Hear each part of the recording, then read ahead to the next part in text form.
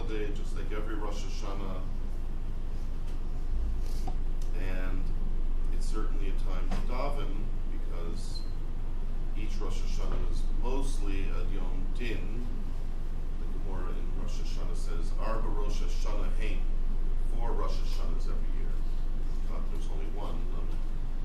Beginning of Tishrei, it's not true. Different halachas have different time periods which determine the beginning or the end of a certain year for calculating those halachas. Rosh Hashanah Leilanos is specifically for meisering and other agricultural things having to do with trees, when they bud, when they don't bud.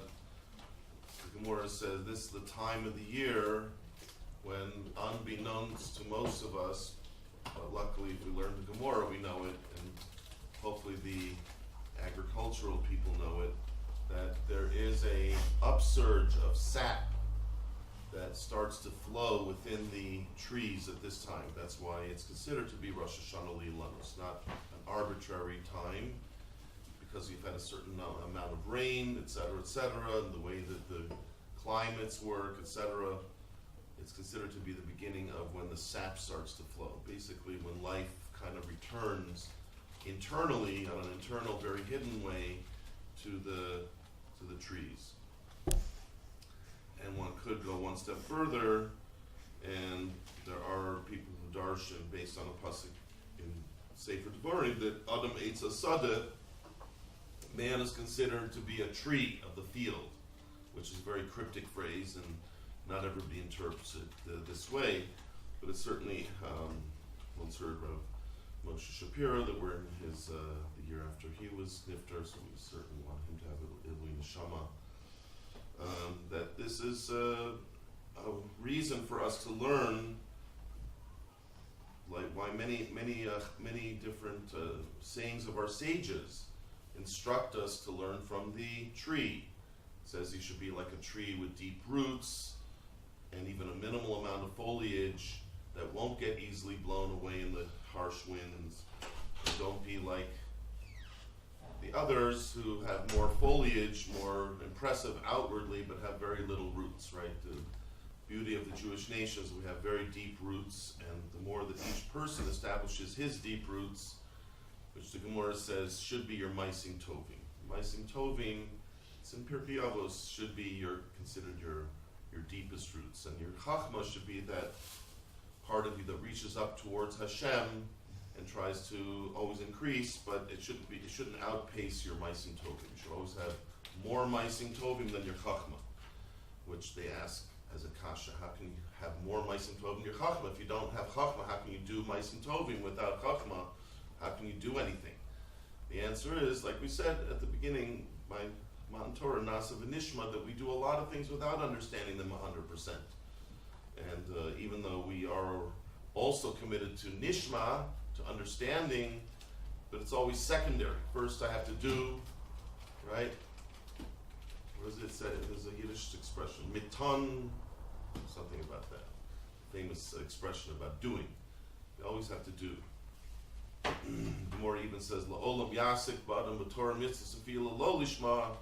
Even if you had to do it lo lishma, be oisik in Torah mitzvahs. Be oisik. Be always doing.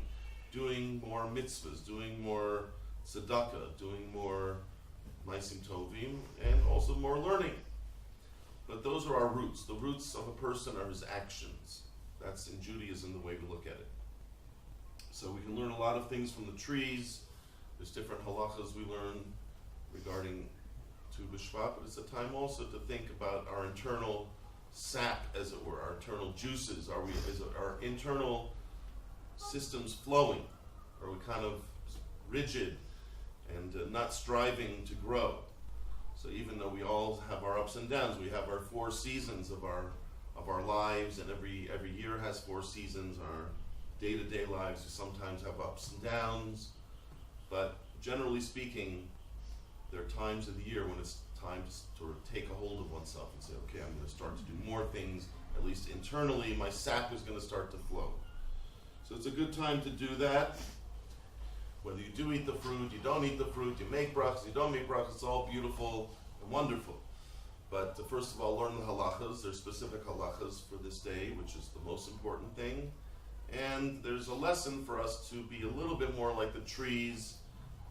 Even when we do mitzvahs, it says that there are peiros and there's keren. Even our doing of mitzvahs, in some sense, produces trees, produces fruit that we're supposed to relate to that concept and strive to plant more trees, as it were, with our maisim tovim and our chachma. So this is a good time to recommit ourselves to those ideas, to create more of a striving to grow like the trees in the different ways that we explain. But it's also a time called Shabbos Shira. This Shabbos, when we sing in the shuls the song that they sung when they came out of the sea, the Sea of Reeds, splitting of the sea. So they sang a beautiful song, and we call this Shabbos Shira. I wrote about it in the newsletter. I hope people are able to look there. Discuss some of the concepts. We proposed an idea that when Shabbos has a nickname, it's not just a happenstance or an interesting gimmick, because we know Judaism, the real Judaism, doesn't work with gimmicks. If it's there to teach you a lesson. The most famous one is that we call Shavuos Atzeres. Right? The Chazal call it Atzeres. Why do they call it Atzeres? Because it's a little bit like Shmini Atzeres. Because it's like the 8th day of Pesach, even though it's 50 days later. The Chazal are keying us into a unique facet of Shavuos, that not just to look at it as a separate holiday, but just like Sukkot has 7 days, and then it's followed, it's crowned, as it were, with a day that has no separate mitzvahs, just the day of communing with Hashem, called Shmini Atzeres. So too, on Pesach, we have a lot of mitzvahs for 7 days, and then we think about growing closer to Hashem and accepting His Torah, and then finally we have the 8th day. But Chazal, it's not something you could read in the Torah. It's not explicit in the Torah. So that's why we love all the different nicknames that Chazal chose, because they all teach us very hidden, interesting lessons. So just like that, the different times when we call Shabbos by different names, which I just talked about a little bit in the Devar Torah, perhaps one can think about it.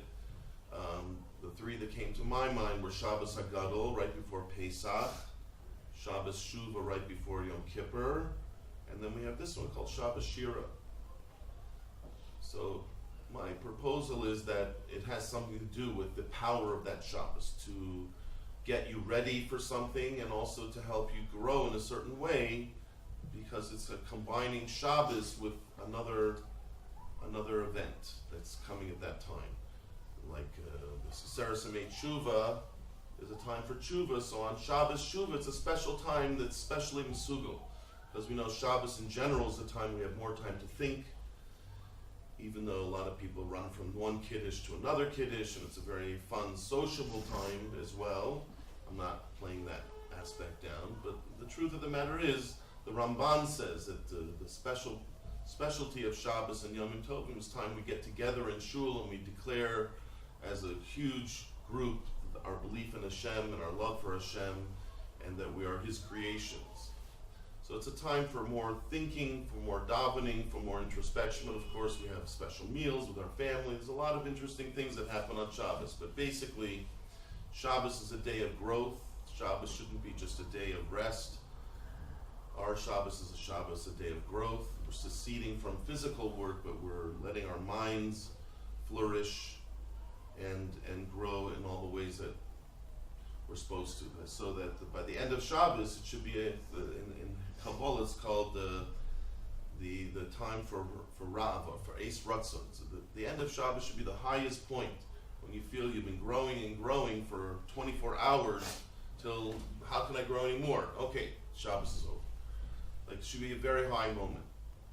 So Shabbos has an incredible power to give us the extra time and the extra energy and the extra kedusha and the extra mitzvahs to bring us closer to Hashem, to think more deeply into the different things that are going on in our lives at the time.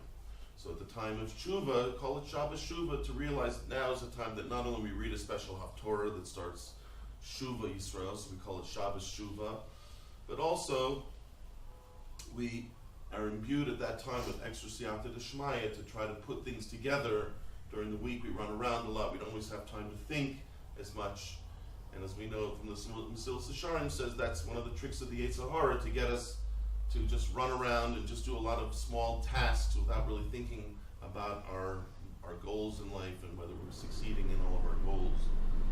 But Shabbos is that time. So Shabbos Shuva time when we can succeed more in preparing ourselves to do Tshuva, right before Yom Kippur. Shabbos HaGadol, I would propose that also it's a time when, of course it's called Gadol for a few reasons. Chazal tell us that it was a Nes Gadol, that they didn't get killed by the Mitzrim when they were tying up the sheep to the beds, and that should have been very dangerous because the Egyptians worshipped their sheep. And also the Rav gives a drasha, which is a big drasha, its biggest drasha of the year, really all different halachas preparing us for. But I would also propose that we have to get a little bit bigger for the Seder. It's right before the Seder. We have to try to grow up a little bit. As someone once said to me, that we should realize that the Seder is not just for the little children, it's for us. It's for us to leave our Mitzrayim, to leave our constraints, our habits that are destructive, and different things that hold us back. It's like a Mitzrayim for us. And it's very hard to do that with all the preparation for Pesach. We're running and doing this and that and the other. Shabbos is a beautiful time to dwell. There's even a mitzvah to read part of the Haggadah at that time, and so on and so forth. So we become a little bit bigger so that we're ready for the real great spiritual heights that we can reach on Leil Pesach. So I wanted to propose that perhaps also on Shabbos Shira, it's a special time when we should dwell on the Maila of song, the greatness of song in our life, which doesn't necessarily mean that we all have to become great singers. Some of us are tone deaf, and it's not going to help much if we think into it. We're just not great singers. But my understanding is that song goes deeper than that. For example, the Torah is called a song. At the end of Devarim, one of the things that Moshe Rabbeinu says before he dies is, write this down, write this song down. And according to many Meforshim, that's where the mitzvah of writing the Sefer Torah comes. And each person has a mitzvah to write the Sefer Torah for himself. That means the Torah on some level is called a song. It's a very strange thing to call the Torah a song. So what does it mean? So I have a few thoughts. As always, my thoughts should only be the spark of your thoughts. So let your sap flow.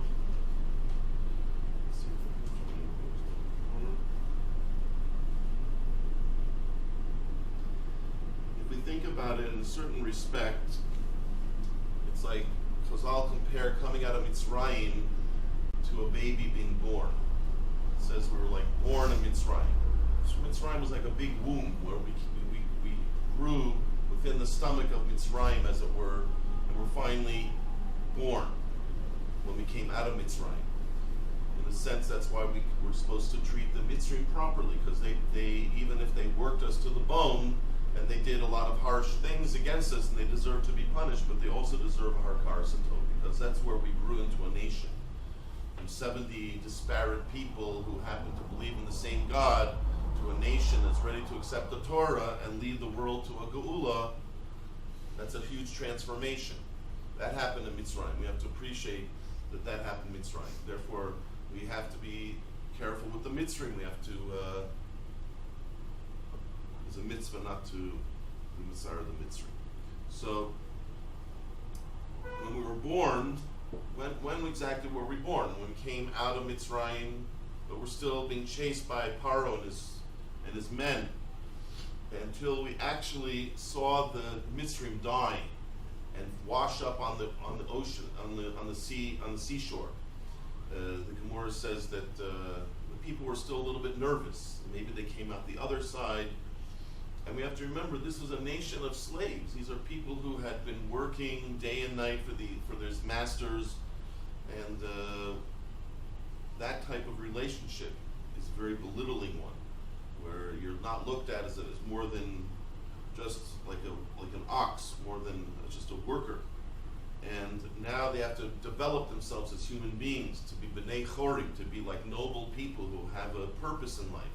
That's an incredible new job. And they needed 40 years to sort of incubate it's like a preemie that you put him in an incubator he shouldn't get damaged too badly when he has to face the real world. But they've been born, and the first thing they do, you could say, is right after the Kriyas Yamsuf with this song. The song is like the baby coming out of the mother and letting his voice play merrily upon the airwaves, which most of us find very abrasive, but on some level, when you hear the baby crying, it should be music to our ears. There's certain babies that are born, they don't cry, and it's reason for concern. And it could be a problem of the breathing, it could be a problem of other things, but when you hear the baby cry, that should be a sign of joy, that now the baby is out and breathing and alive. In a sense, our first breath was the Shabbos Shira, was the Shira Sayam. And so we have to appreciate that the first thing we did as a nation was we sang a song to Hashem. So that's why the song became like an imprint of something we should strive for in our lives. The song, of course, was a proper song with, I'm sure they sang with special music and so on and so forth, but the thing that I feel denotes a song, no pun intended, is that there is a certain amount of harmony and dissonance.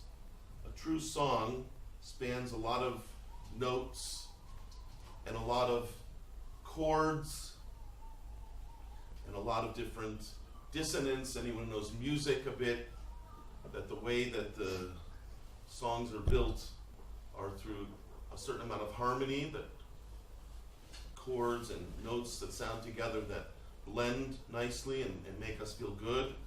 And then there's a certain amount where it goes away from that, and there's dissonance, and then it comes back to the harmony. In a certain sense, all of our life is like that. In a certain sense, all of our life are a series of events which, if we look at it like musical notes, that forming a certain pattern, that often each event by itself doesn't even make sense. Why did Hashem do this to me? Why did that happen? Why did this tragedy occur, Chas Shalom, or why did different things happen? They don't seem to make sense. And then sometimes we stand back and we see it as a whole. We see, oh, this led to that, and this led to that, and then this was that. And very much like a song, with the notes following one after another, that by themselves they don't create a song, but together they create harmony, and then sometimes they go away from harmony. They create a dissonance, a certain pain and suffering that we don't understand what's happening at that time, and then it leads us back to harmony. And in a sense, if you think back to the first song that was ever sung, what was the first song that was ever sung in the world? Ceruli, what would you say? A song that sang in the... Anyone in the world ever sang. First man who ever stepped on the face of the earth. Is it Noah? First man who stepped on the face of the earth was... He's actually called that, Adam Harishon, right? The first man, okay? Now, even though he didn't have proper mother and father, he only had Hashem creating him out of dirt, etc. But when the first Shabbos came, that was his first time ever seeing the sun go down, because he was created on Fridays, right? Adam Harishon was created on Friday. The Gemara in Sanhedrin, ask David, I'm sure David learned it already, goes through the whole day, all 12 hours, and what happened in this hour, what happened in that hour, when they sinned, and all of that. In the meantime, they weren't prepared really. I guess Hashem hadn't told them the sun's going to go down, and it's not a reason for concern. They were very afraid. Imagine, you've never seen the sun going down. All of a sudden the sun goes down, and it's gone. You think it's the worst, right? You think that's it, it's all over. That was a nice life, right? 10-hour life or whatever. So they were afraid, they were extremely afraid. Then, when they saw that didn't happen. So then they sang on Shabbos, Mizmor Shir Liyom Shabbos. The first song was Adam Arishon and Chava singing Mizmor Shir Liyom Shabbos. And it could be they sang with their children as well, like Shabbos Miros, because by that time, according to the Gemara, if I'm not mistaken, Cain and Hevel had been born already. According to Chazal, I think Cain and Hevel were also born on Erev Shabbos. Is that correct? I'm not sure. All right. We'll have to research this topic. So, if we go through Mizmor Shir Liyom Shabbos, which obviously was sung many generations, and we know from Chazal that a lot of things we attribute, for example, to David HaMelech, we also attribute to Yaakov Avinu, for example, when he said Shir Amalos, says when he all of his clothing and everything was stolen by Eliphaz. What was Yaakov Avinu's reaction? He's saying Shir Amalos. He's saying Shir Amalos. May ayin yavo Ezri. From where will my help come? And immediately, Ezri me'im Hashem. He knew that even though he was naked and had nothing, right? As he said later, I had only my walking stick when I crossed the river, because he was naked. But he returned with great things, because he realized that Hashem will help him. So even though we attribute that perhaps to David HaMelech, but the Chazal say it was sung even before that. It says also when they came out of the Yam, they not only sang what Shir Sayam, they sang Hallel. According to Chazal, they also said Hallel. And that's what the Gemara says. Every time we have something important that happens, we say Hallel. So song has been with us since the very beginning. And the first one was Mizmor Shir Liyom Shabbos. Something about Shabbos and song goes together, as we said before. A certain amount of thought into how what we have traversed the whole week. We can finally put it together on Shabbos, like a song puts all the notes together. We can put all of our days together and to make a coherent whole. So I thought it might be a very good idea to talk a little bit about the words of Mizmor Shir Liyom Shabbos. I'm just going to go over a slight part, and everyone can try to look at the other parts perhaps on their own and think about it a little bit more. We say it really 3 times on Shabbos, right? Mizmor Shir Liyom Shabbos. Say it on Kabbalah Shabbos. We say it also in the morning Psukei Zimra. And we also say it at the end of davening. Must be pretty important if we say it 3 times. So Mizmor Shir Liyom Shabbos. Tov lahodos laHashem. Tov lahodos laHashem. Chazal say lahodos is a funny word because lahodos can mean to admit, like I admit that I owe you some money, or I admit that you did something good to me, or I also say todah, same word, thank you. But it also, the Chazal say tov lahisvados, the same word for vidui is also related to that word, lahisvados, to admit to oneself really. Think about it, lahisvados.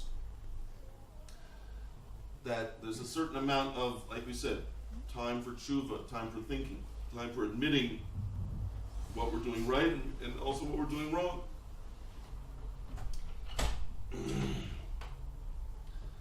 And with that, ulazamer l'shimcha elyon.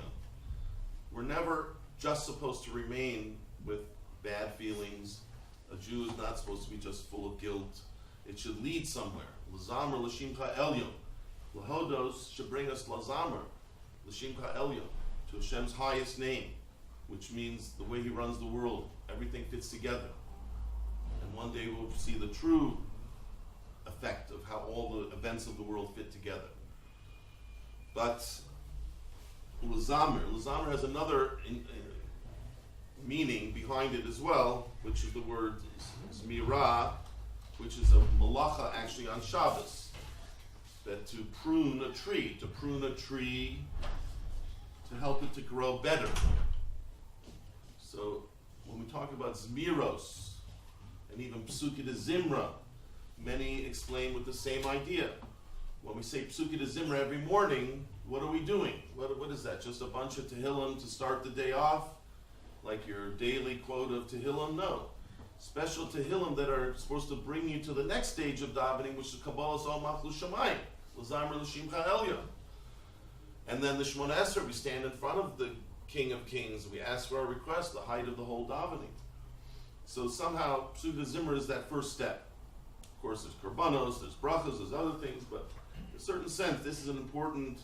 It's like when we were kids and we watched the Gemini rocket take off and the Apollo rockets take off and so on and so forth. I don't even know the names now. Challenger, whatever. Right? They had the incredible first step, and then they leave.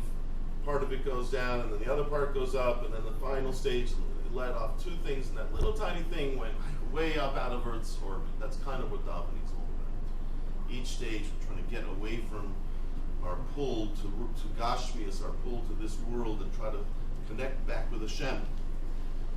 So the Pesukei de Zimra does that in a sense. Things that prevent proper growth. Sometimes we take the branches that aren't so matzliach and we prune them, we take them away so the other ones can have more sap, more growth, etc., and produce greater fruit. So in a sense, when we do Pesukei de Zimra, we're kind of like chopping away parts of our lives which are not as essential, leaving them behind, as we said, so that we can focus all of our energy on Kabbalah Sol Malchus Shemaim and then standing in front of the King of Kings. That's what Zmiros, the Zamer L'Shimcha Elyon. That part of our, when we sing, when we say Tehillim, we do these things, we're trying to, in a sense, cut away the inessential parts of our lives so we can focus more on the essential. Then we say, V'hagi baboker chazdecha, to declare Hashem's chesed in the morning, V'emunascha baleilos, two parts. Again, this relates back to what I said before, that a true song is composed of, literally, dissonance and harmony.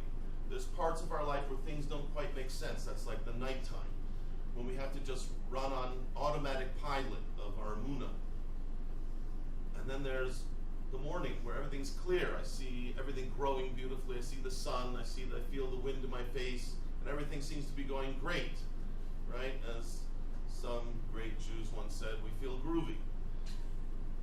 And that's emunascha baleilos, but lahagi baboker chazdecha. The life is full of both of these, the dissonance and the harmony, and they both work together, and they both form a unit that is our lives, because all of our lives are full of these dissonances and harmonies, and if we put it all together, it creates a song. Our life becomes a song. Our effort to grow towards Hashem becomes a song.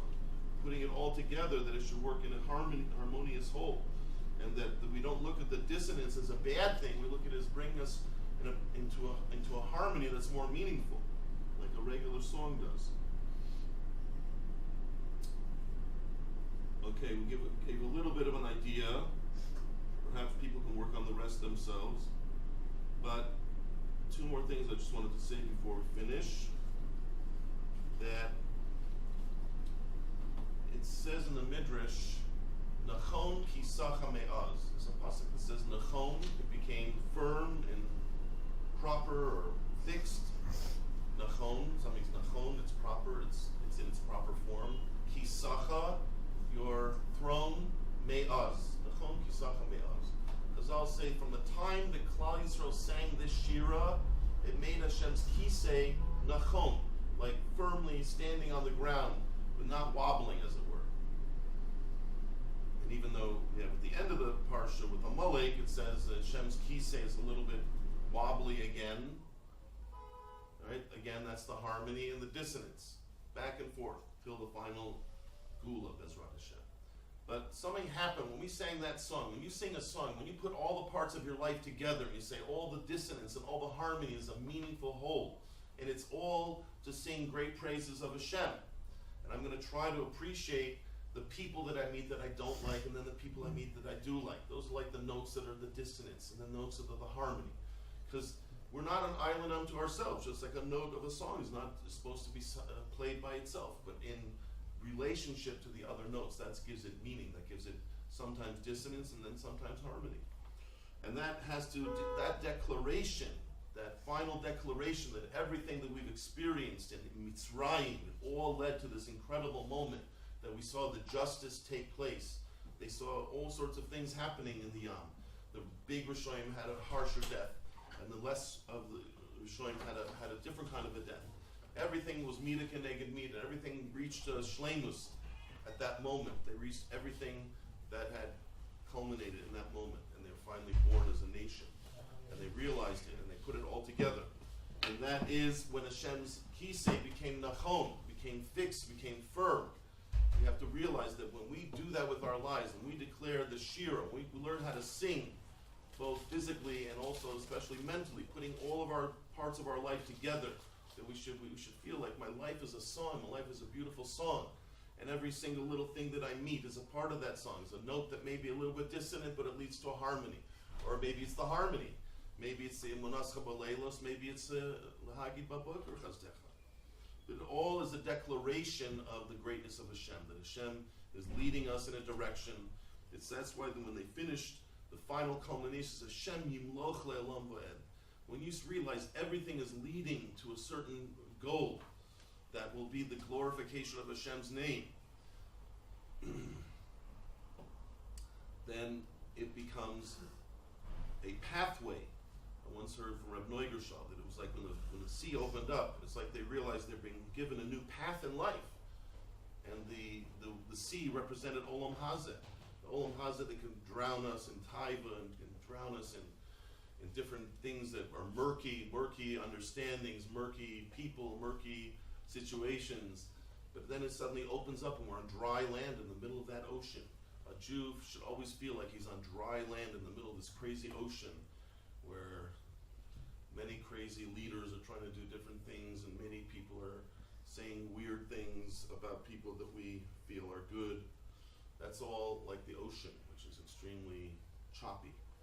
But then Hashem opens it up and says, here's a path. Just go along the path of the Torah, which is also called a song, and it will lead to a geula. It will lead to, you have a mission in life to be Kadosh Shem Shemayim.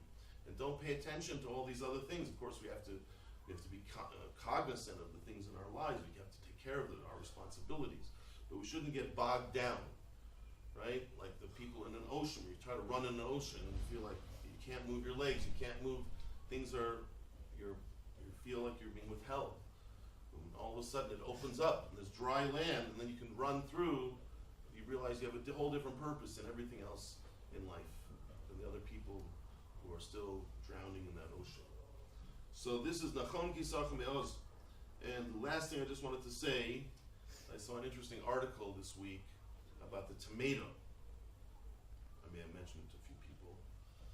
And they're doing a big research in the world now about the tomato because they feel over the last, 50 years that they've worked on other aspects of the tomato that gave it longevity, and maybe it did, and now it can survive a lot of the different,